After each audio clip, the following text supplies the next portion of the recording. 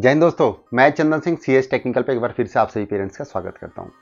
जैसा कि आप सभी पेरेंट्स को पता है कि डीजी और ईडब्ल्यूएस कैटेगरी के लिए जो है ऑनलाइन रजिस्ट्रेशन स्टार्ट हो चुके हैं।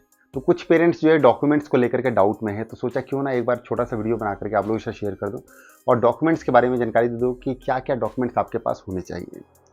तो जो सबसे पहले आपके पास डॉक्यूमेंट चाहिए वो बच्चे का बर्थ से रिलेटेड होना चाहिए, यानी कि बर्थ सर्टिफिकेट हो सकता है। उसके अलावा हॉस्पिटल में जो नर्सेस होते हैं या जो मिडवाइफ होती है जिनको कि हम एएनएम भी बोलते हैं, या उसके अलावा जो रजिस्टर रिकॉर्ड होता है जो इस हॉस्पिटल में जब बच्चे का बर्थ होता है तो उस टाइम पर रजिस्टर मेंटेन किया जाता है, वो भी आप यूज़ कर सकते हैं एज अ बर्थ के प्रूफ के तौर पर। अगर आंगनबाड़ी का कोई रिकॉर्ड है तो उसको भी आप जो है यूज़ कर सकते हैं एज अ बर्थ के मतलब प्रूफ के तौर पे। और इसके अलावा डिक्लेरेशन और अंडरटेकिंग जिसको बोल सकते हैं कि मतलब एज को लेकर के पेरेंट्स भी दे सकते हैं, ठीक है। तो ये चीज़ें जो है आप बर्थ के लिए जो है आप यूज़ कर सकते हैं, मतलब बर्थ का प्रूफ देने के लिए। उसके बाद अगर हम बात करें एड्रेस प्रूफ की, तो एड्रेस प्रूफ में आप क्या क्या यूज़ कर सकते हैं कि राशन कार्ड आप यूज़ कर सकते हैं जो कि पेरेंट्स के नाम का होना चाहिए, इस बात का आप ध्यान रखिएगा। उसके अलावा आधार कार्ड बच्चे का या माता पिता में से किसी एक का होगा तो आप उसको as a address proof use कर सकते हैं। उसके अलावा डोमिसाइल बच्चे का या पेरेंट्स का होगा तो आप उसको यूज़ कर सकते हैं एज अ एड्रेस प्रूफ। उसके अलावा वोटर आईडी अगर बच्चे के माता या पिता में से किसी एक का भी है तो आप उसको as a address proof use कर सकते हैं। उसके अलावा इलेक्ट्रिसिटी बिल या आपका एमटीएनएल का जो आपका लैंडलाइन का बिल आता है वो, या हो सकता है आपका पानी का बिल जो आता होगा वो, आप जो है उसको यूज़ कर सकते हैं एज अ एड्रेस प्रूफ। लेकिन ध्यान रखिए जितने भी डॉक्यूमेंट्स मैं आपको बता रहा हूँ ये सभी दिल्ली के होने चाहिए, यानी दिल्ली के बने हुए होना चाहिए, किसी अदर स्टेट का नहीं चलेगा, इस बात का आप ध्यान रखिएगा। उसके अलावा पासपोर्ट अगर बच्चे का या माता पिता में से किसी एक का है तो आप उसको जो है as a address proof use कर सकते हैं। जितने भी डॉक्यूमेंट्स है ये सब दिल्ली के ही एड्रेस प्रूफ होने चाहिए। इसके साथ साथ एक और खास बात, बहुत सारे पेरेंट्स रेंट एग्रीमेंट को लेकर के पूछ रहे थे, तो रेंट एग्रीमेंट को बता दूं कि rent agreement as a address proof आप यूज़ नहीं कर सकते हैं, क्योंकि ये जो एडुडेल की वेबसाइट है वहाँ पर मेंशन्ड है, इसलिए मैं आप लोगों को बता रहा हूँ कि एज अ एड्रेस प्रूफ आप रेंट एग्रीमेंट को यूज़ नहीं कर सकते हैं। ये आप सभी पेरेंट्स को पता होना चाहिए। उसके अलावा बात कर लेते हैं डीजी और ईडब्ल्यूएस के लिए, अब कैटेगरी वाइज बात कर लेते हैं। ये जो दो चीज़ें बताई, बर्थ सर्टिफिकेट और एड्रेस प्रूफ, ये तो सबके लिए मैंडेटरी है, चाहे आप डीजी से हो चाहे ईडब्ल्यूएस से हो।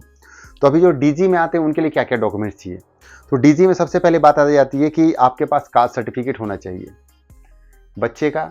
अगर है तो अच्छी बात है, अगर नहीं है तो इस कंडीशन में आप फादर के कास्ट सर्टिफिकेट भी यहाँ पे आप जो है एडमिशन के लिए अप्लाई कर सकते हैं, इस बात का आपको पता होना चाहिए। लेकिन ध्यान रहे ये जो भी आपको मैं डॉक्यूमेंट्स बता रहा हूँ ये किसी कंपिटेंट अथॉरिटी के द्वारा बना हुआ होना चाहिए, इस बात का आप ध्यान रखिएगा। और ये जो आपका कास्ट सर्टिफिकेट है ये जो रेवेन्यू ऑफिसर होते हैं ये तहसीलदार से नीचे के नहीं होने चाहिए, आप जिसके द्वारा ही बनवाते हैं तो तहसीलदार रैंक से नीचे के नहीं होने चाहिए, इस बात का ध्यान रखिएगा। उसके बाद हम बात कर लेते हैं चिल्ड्रन विद स्पेशल नीड्स, यानी जो भी बच्चे स्पेशल चाइल्ड होते हैं उसका जो है सर्टिफिकेट इशू हुआ होना चाहिए गवर्नमेंट हॉस्पिटल के द्वारा, तभी आप उसको जो है यूज़ कर पाएंगे, इस बात का ध्यान रखिएगा पेरेंट्स। उसके अलावा जो बच्चे ऑर्फन्स हैं या जो ट्रांसजेंडर हैं उनका भी आपके पास डॉक्यूमेंट्री एविडेंस होना चाहिए, इस बात का आप ध्यान रखिएगा। बहुत सारे पेरेंट्स पूछ रहे थे कि जो बच्चे ऑर्फन हैं या आपके जो ट्रांसजेंडर है उसका हम कैसे प्रूफ करेंगे, तो इसके लिए आपके पास एक सर्टिफिकेट होना चाहिए, डॉक्यूमेंट्री एविडेंस आपके पास होना चाहिए, तभी आप उसको जो है यूज़ कर सकते हैं, ठीक है।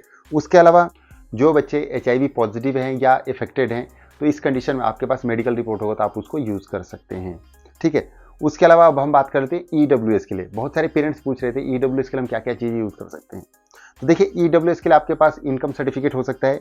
ध्यान रहे कि ये जो है रेवेन्यू ऑफिसर लेस देन तहसीलदार का नहीं होना चाहिए, कॉम्पिटेंट अथॉरिटी के द्वारा बना होना चाहिए, और लेस देन तहसीलदार रैंक से नीचे का नहीं बना होना चाहिए, इस बात का आप ध्यान रखिएगा। उसके अलावा अगर आपके पास इनकम सर्टिफिकेट नहीं है तो इस कंडीशन में आप बीपीएल कार्ड यूज़ कर सकते हैं। AAY यानी कि अंत्योदय अन्न योजना जो है आप उसको भी यूज़ कर सकते हैं, जो कि पिंक कलर का कार्ड होता है, आप उसको यूज़ कर सकते हैं। या उसके अलावा फूड सिक्योरिटी कार्ड जो आपका बनता है, ये जो इशू हुआ होना चाहिए, ये food and civil supply department government of NCT of Delhi के द्वारा इशू हुआ होना चाहिए, इस बात का आप ध्यान रखिएगा। ये जितने भी डॉक्यूमेंट्स हैं किसी कॉम्पिटेंट अथॉरिटी के द्वारा बने हुए होना चाहिए, इस बात का ध्यान रखिएगा, अदरवाइज ये एक्सेप्ट नहीं होंगे।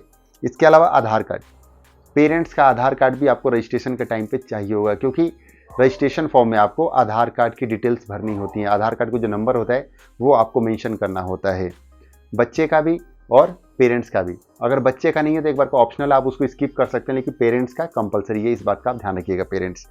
उसके अलावा मोबाइल नंबर, अगर आप जो एड्रेस भरने का ऑप्शन आता है या पेरेंट्स की डिटेल्स भरने का ऑप्शन आता है, अगर उसमें आप मतलब माता और पिता दोनों सेलेक्ट करते हैं तो दोनों का आधार कार्ड भरना पड़ेगा और दोनों का मोबाइल नंबर भी आपको मेंशन करना पड़ेगा। और इसके साथ साथ एक और बात बता दूं कि अगर आप गार्जियन हैं तो गार्जियन का भी जो है आधार कार्ड वगैरह और वहाँ पर मोबाइल नंबर भरने का ऑप्शन आता है। इस बात का आप ध्यान रखिएगा पेरेंट्स। एक और बात बताना चाहूँगा आप सभी पेरेंट्स को कि बहुत सारे पेरेंट्स पूछ रहे थे कि अभी बना नहीं है या मतलब अप्लाई कर रखा है, तो इस कंडीशन में क्या करें। तो देखिए, जब आप भी कोई भी डिटेल्स भरने जाएंगे, चाहे आप डीजी की बात करें, चाहे आप ईडब्ल्यूएस की बात करें, चाहे कास्ट सर्टिफिकेट की बात करें, तो इस कंडीशन में आपको क्या होगा कि वहाँ पर आपको दो ऑप्शन मिलेंगे कि क्या आपको सर्टिफिकेट इशू हो रखा है या आपने अप्लाई कर रखा है। अगर इशू हो रखा है तो आप जो इशू वाले पे क्लिक करेंगे और वहाँ पर आपको उसकी डिटेल्स भरने का ऑप्शन मिल जाएगा। और अगर आपने अप्लाई कर रखा है और अभी तक इशू नहीं हुआ है तो आप जो है अप्लाई फॉर वाले पे क्लिक करेंगे और वहाँ पर उसकी डिटेल्स भरने का ऑप्शन आपको मिल जाएगा। तो इस तरह से जो है आप दोनों डिटेल्स भर सकते हैं। ठीक है, अगर मिल गया है कार्ड आपको या सर्टिफिकेट आपको मिला हुआ है तो आप उसकी डिटेल्स भर देंगे, और अगर आपने अप्लाई कर रखा है तो इस कंडीशन में आप वहाँ पर उसके रजिस्ट्रेशन नंबर वगैरह और जो भी उसका सीरियल नंबर मिला होगा वो आप मेंशन कर सकते हैं, या किस दिन आपने अप्लाई किया वो आप उसके अंदर मेंशन कर सकते हैं। तो आई होप कि मैं इस छोटे टाइम में मैं आपको सारे डॉक्यूमेंट्स के बारे में बता पाया। तो और नई वीडियो के लिए CS टेक्निकल के साथ बने रहें, और साथ ही साथ टेलीग्राम, इंस्टाग्राम, फेसबुक और व्हाट्सएप पेज का लिंक आपको वीडियो के डिस्क्रिप्शन में मिल जाएगा। तो आज के लिए बस इतना है, तब तक के लिए थैंक यू, बाय बाय, जय हिंद, जय भारत।